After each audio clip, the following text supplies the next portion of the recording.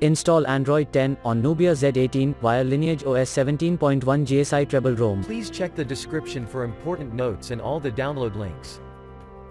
First download ROM and GApps packages, then transfer the downloaded files to the phone storage. Link is in the description below. Step 2. Boot your device into TWRP recovery. Once in TWRP, click on Wipe, Advanced Wipe, and select the check boxes, as shown in the image, excluding internal storage. Step 4. Swipe the button to wipe the device. Step 5. Go back to the recovery main screen, and tap on the Install button. Step 6. Navigate to the storage, and select the ROM zip file.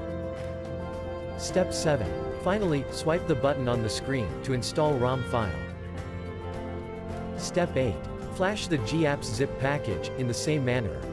Step 9. After GApps flashing completes, select Wipe Cache and Dalvik from bottom left side of screen, and swipe to wipe.